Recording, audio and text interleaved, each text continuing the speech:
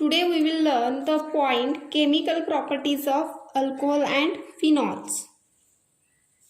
In that point, some laboratory tests for alcohol and phenols are there, which will be performed in the lab. तर काही chemical properties means chemical reaction. तर before going towards chemical reaction, our first point is laboratory test of alcohol and phenol. लॅबमध्ये काही alcohol आणि phenol यांना distinguish करण्यासाठी किंवा त्यांचं नेचर म्हणजे ते ॲसिडिक आहेत की बेसिक आहेत किंवा दोघांना डिस्टिंग्विश करण्याच्या टेस्ट किंवा फंक्शनल ग्रुप जो आहे तो आयडेंटिफाय करायच्या काही टेस्ट असतात ज्या लॅबमध्ये घेतल्या जातात. त्या टेस्ट आपल्याला इथे स्टार्टिंगला मेन्शन केलेल्या आहेत.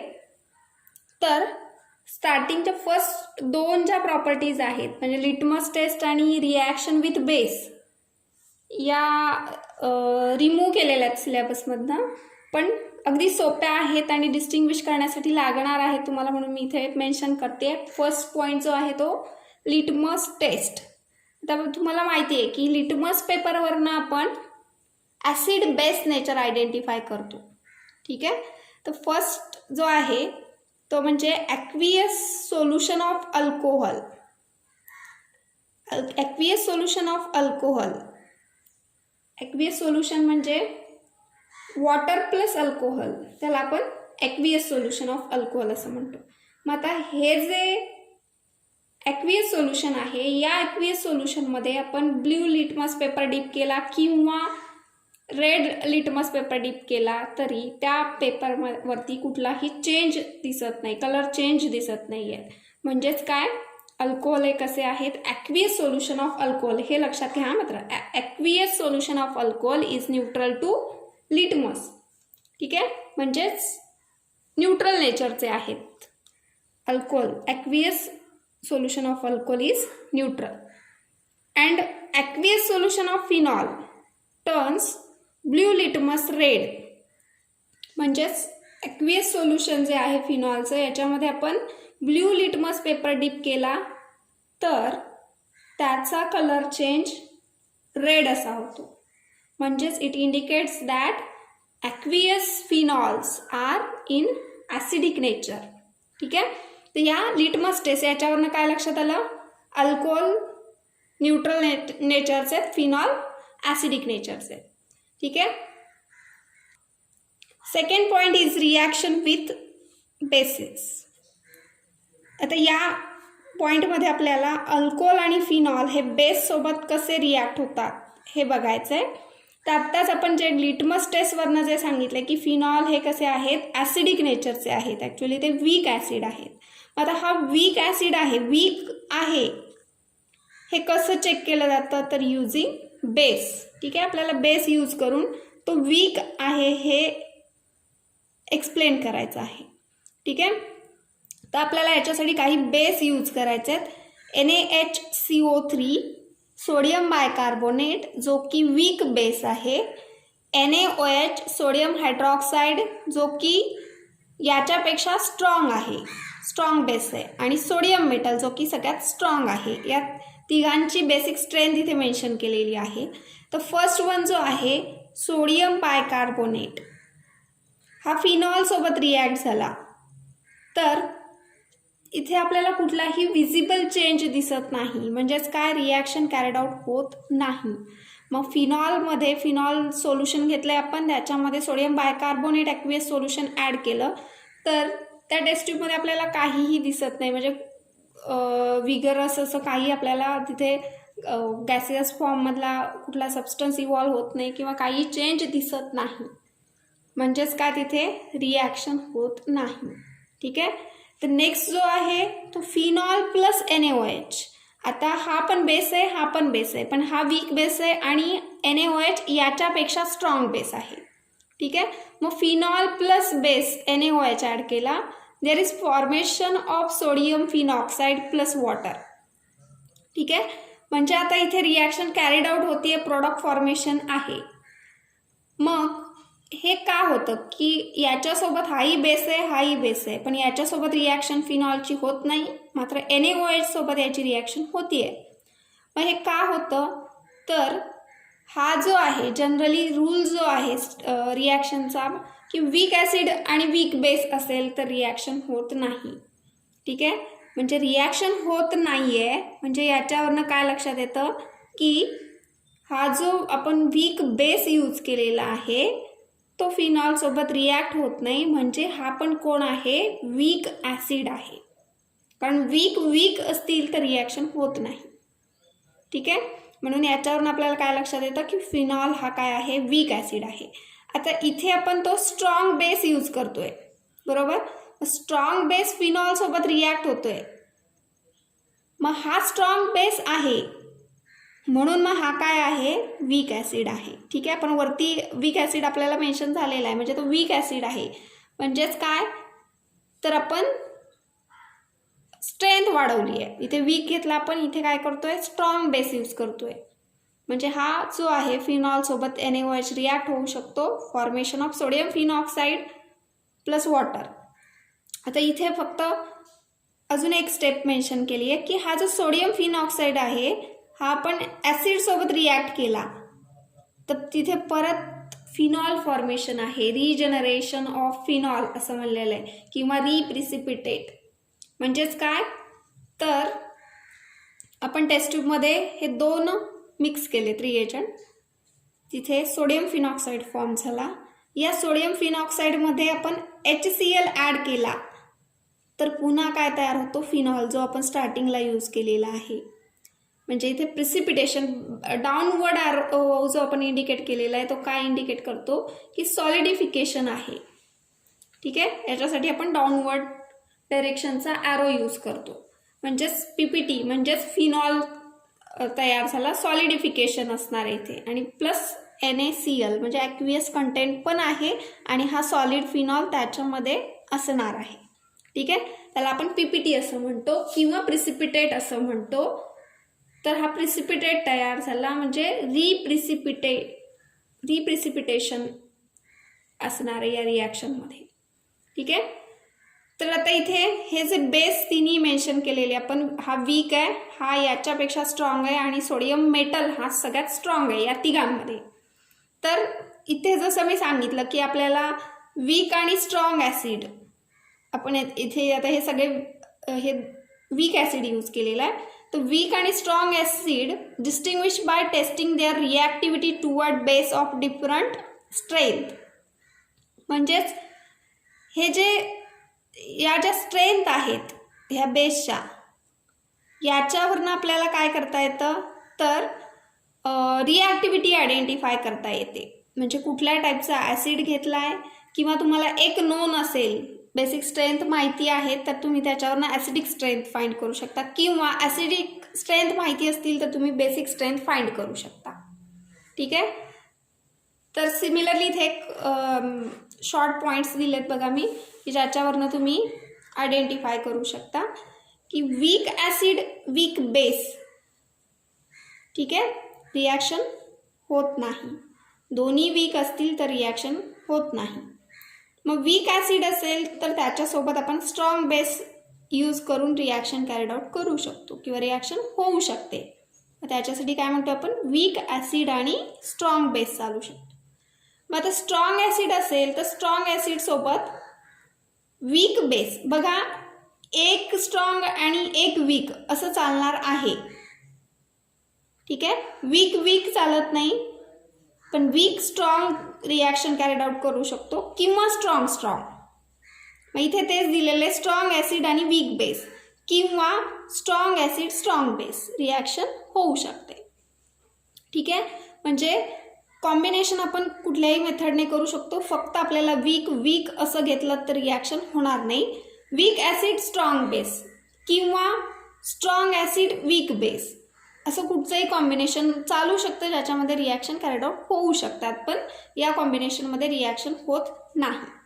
ठीक आहे, मग आता इथे ॲसिडसाठी एक एक्झाम्पल सांगितलेलं आहे की हा आपण HCl जो की स्ट्रॉंग ॲसिड आहे रिॲक्ट विथ NaHCO3. आता हा काय आला, हा स्ट्रॉंग ॲसिड, हा weak base, formation of water plus NaCl, evolution of CO2 gas. ठीक आहे, तर strong acid weak base reaction carried out होऊ शकते. आणि सिमिलरली हा स्ट्रॉंग ॲसिड वीक बेस, इथे आपण काय करतोय आता, हा स्ट्रॉंग ॲसिड आणि हा पण काय झाला strong base reaction also there, NaCl plus H2O formation.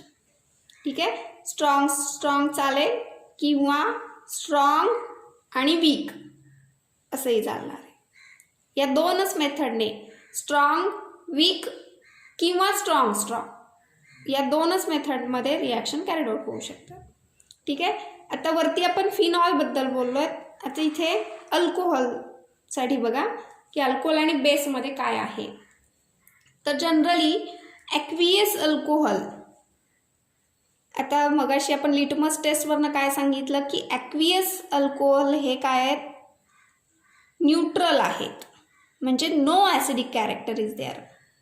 बरोबर, तर ते काय आहेत, ॲसिडिक नाही आहेत. ॲक्वियस अल्कोहोल हे न्यूट्रल आहेत. मग न्यूट्रल आहेत म्हणजेच काय, ते सोडियम बायकार्बोनेट किंवा NaOH याच्यासोबत म्हणजेच नो ॲसिडिक म्हणजेच रिॲक्शन दाखवणार नाहीत. काय असेल, सोडियम बायकार्बोनेट किंवा NaOH सोबत रिॲक्शन होणार नाही. हा वीक बेस, हा स्ट्रॉंग बेस, पण इथे ॲसिडिक कॅरेक्टर नाहीच आहे, त्याच्यामुळे रिॲक्शन होणार नाही. आता हे बघा, हा पॉईंट जो आहे की इथे आपण ॲक्वियस अल्कोहोल हा वर्ड यूज करतोय. आता इथे मात्र फक्त अल्कोहोल असा वर्ड आहे. ठीक आहे, ॲक्वियस अल्कोहोल म्हणजे अल्कोहोल प्लस वॉटर आहे, तिथे ॲसिडिक नेचर दाखवला जात नाही. पण प्युअर फॉर्मचा जर अल्कोहोल घेतला तर आणि स्ट्रॉंग बेस जर यूज केला आपण, अल्कलाईन मेटल सोडियम किंवा पोटॅशियम, कुठलाही स्ट्रॉंग बेस या दोघांपैकी, तर मात्र हा अल्कोहोल या सोडियम मेटलसोबत किंवा पोटॅशियम मेटलसोबत रिॲक्शन दाखवतो. ठीक आहे, हा स्ट्रॉंग बेस आहे. ठीक आहे, तर स्ट्रॉंग बेस आहे आणि प्युअर फॉर्मचा जर अल्कोहोल आपण यूज केला तर हा अल्कोहोल स्ट्रॉंग बेससोबत रिॲक्ट होतो आणि सोडियम किंवा पोटॅशियम अल्कॉक्साईड फॉर्मेशन होतं. ठीक आहे, तर म्हणजेच काय, तर सोडियम मेटलसोबत अल्कोहोल रिॲक्शन दाखवतोय. हा स्ट्रॉंग बेस आहे म्हणून हा जो अल्कोहोल आहे, हा अल्कोहोल ॲसिडिक कॅरेक्टर इंडिकेट करतोय इथे. ठीक आहे, ॲक्वियस अल्कोहोल असेल तर तो ॲसिडिक नाही आहे, पण प्युअर फॉर्मचा अल्कोहोल जो आहे तो स्लाइटली ॲसिडिक नेचर इंडिकेट करतो, दाखवतो. कधी, जर तो सोडियम किंवा पोटॅशियम मेटल जे स्ट्रॉंग बेस आहे त्यांच्यासोबत तो रिॲक्शन दाखवतो. तिथे काय तयार होतो, सोडियम किंवा पोटॅशियम अल्कॉक्साईड प्लस H2 गॅस हा बाहेर पडताना दिसतो. ॲक्च्युली ही टेस्ट आहे जी लॅबमध्ये केली जाते. कशासाठी, तर तुम्हाला दिलेला कंपाऊंड जो आहे याच्यामध्ये म्हणजे तो अल्कोहोल आहे की नाही हे चेक करण्यासाठी आपण ही टेस्ट लॅबमध्ये यूज करतो. टेस्ट ट्यूबमध्ये जर तुमच्या अल्कोहोल असेल, इथिल किंवा मिथिल अल्कोहोल, याच्यामध्ये small piece of sodium metal जर तुम्ही ॲड केला तर तुम्हाला H2 गॅस बाहेर पडताना दिसतो. ठीक आहे, तर हीच त्याची रिॲक्शन आहे. अल्कोहोल प्लस सोडियम मेटल हा जो आहे तो सोडियम अल्कॉक्साईड आहे आणि इव्होल्युशन ऑफ H2 गॅस. ठीक आहे, हा फरक मात्र लक्षात घ्या. ॲक्वियस अल्कोहोल असेल तर नो ॲसिडिक कॅरेक्टर आणि प्युअर फॉर्मचा अल्कोहोल असेल तर तो फक्त सोडियम मेटलसोबत रिॲक्शन दाखवतो, कारण हा स्ट्रॉंग आहे, त्यावेळेला तो स्लाइटली ॲसिडिक नेचर दाखवतो, फॉर्मेशन ऑफ अल्कॉक्साईड आणि इव्होल्युशन ऑफ H2 गॅस. ठीक आहे, third point, characteristic test for phenol. पहिल्या दोन आपण बघितल्या, लिटमस टेस्ट आणि सेकंड जी आहे ती रिॲक्शन विथ बेस, अशा दोन टेस्ट बघितल्या. ती थर्ड आहे कॅरेक्टरिस्टिक टेस्ट फॉर फिनॉल. आता याच्यामध्ये फक्त ही फिनॉलशी रिलेटेड टेस्ट दिली आहे. ही टेस्ट पण लॅबमध्ये केली जाते. कशासाठी, तर दिलेला कंपाऊंड फिनॉल आहे की नाही हे चेक करण्यासाठी आपण ही टेस्ट यूज करतो. ठीक आहे, फिनॉलिक नेचर प्रेझेंट आहे की नाही त्या कंपाऊंडमध्ये हे चेक करण्यासाठी आपण ही टेस्ट यूज करतो.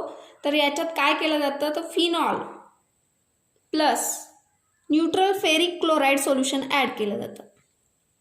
आता हे ॲड केल्यानंतर तिथे प्रोडक्ट तयार होतो. जर तुम्ही टेस्ट ट्यूबमध्ये ही टेस्ट करत असाल तर हे दोन रिएजंट तुम्ही मिक्स केलेत, तर तिथे तुम्हाला मिक्स केल्यानंतर फेरिक फिनॉक्साईड तयार होतो. ठीक आहे, मग या फेरिक फिनॉक्साईडचा कलर काय आहे, तर डीप कलर असा तिथे त्याचा कलर आहे, डार्क शेड आहे, जो की पर्पल व्हायलेट ग्रीन टाईपचा शेड येतो तो. तर जर इथे तुम्ही टेस्ट ट्यूबमध्ये फिनॉल यूज केलात आणि हे सोल्युशन टाकलं तर टेस्ट ट्यूबमध्ये हा प्रोडक्ट तयार होणार आहे. म्हणजे तुम्हाला दिसताना काय दिसणार आहे, पर्पल किंवा डीप कलरेशन दिसेल, पर्पल कलर किंवा व्हायलेट कलर असा तुम्हाला तिथे दिसणार आहे. ठीक आहे, प्लस HCl गॅस हा बाय प्रोडक्ट असणार आहे. मग तुम्हाला टेस्ट ट्यूबमध्ये हा कलर दिसला की तुम्ही काय म्हणणार की दिलेला जो तुम्हाला स्टार्टिंगला कंपाऊंड आहे तो काय आहे, फिनॉल आहे. म्हणजे फिनॉल इज कन्फर्म. ठीक आहे, म्हणून याला कॅरेक्टरिस्टिक टेस्ट फॉर फिनॉलसाठी ही टेस्ट यूज केली जाते लॅबमध्ये. म्हणजे आपण just ferric chloride solution add करणार, हा जर कलर तिथे आला तर फिनॉल प्रेझेंट आहे हे कन्फर्म होतं. ठीक आहे, तर चौथी टेस्ट आहे distinguishing test for alcohol, Lucas test असं म्हणलं जातं. बघा, जो मागचा जो टॉपिक आहे हॅलोजन डेरिव्हेटिव्ह, याच्यामध्ये तुम्ही रिॲक्शन्स बघितलेल्या आहेत. कुठल्या, तर अल्किल हॅलाइड प्रिपरेशनमध्ये बघितली आहे रिॲक्शन तुम्ही ही. ठीक आहे, तर आता ही अल्किल हॅलाइड फॉर्मेशन म्हणजे तयार होणं कोणापासून, अल्कोहोल आणि ल्युकस रिएजंटचं ॲडिशन. आता ल्युकस रिएजंट कोणाला म्हणतो, तर mixture of concentrated HCl and ZnCl2 या दोघांच्या मिक्सचरला ल्युकस रिएजंट असं म्हटलं जातं. आणि हा ल्युकस रिएजंट अल्कोहोलसोबत जर रिॲक्ट झाला तर तिथे अल्किल हॅलाइड फॉर्म होतो. म्हणजेच आपण हॅलोजन डेरिव्हेटिव्ह या टॉपिकमध्ये प्रिपरेशन रिॲक्शन ही तिथे बघितलेली आहे. ठीक आहे, तर ही रिॲक्शन पण महत्त्वाची आहे, बऱ्याच वेळेला एक्झाममध्ये विचारली जाते ही रिॲक्शन. तर आता या रिॲक्शनमध्ये आपल्याला काय करायचं आहे, तर मग या ल्युकस रिएजंटचा यूज करून प्रायमरी, सेकंडरी आणि टर्शरी या 3 अल्कोहोलला डिस्टिंग्विश करण्यासाठी आपण ल्युकस रिएजंट यूज करतो.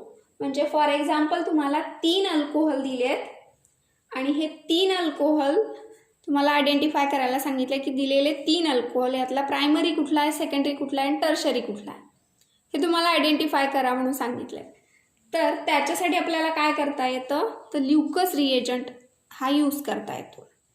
ठीक आहे, मग आपण काय करणार, तर सपोज आधी तुम्ही प्रायमरी अल्कोहोल घेतलात, टेस्ट ट्यूबमध्ये प्रायमरी अल्कोहोल घेतलात, त्याच्यामध्ये ल्युकस रिएजंट ॲड केलं.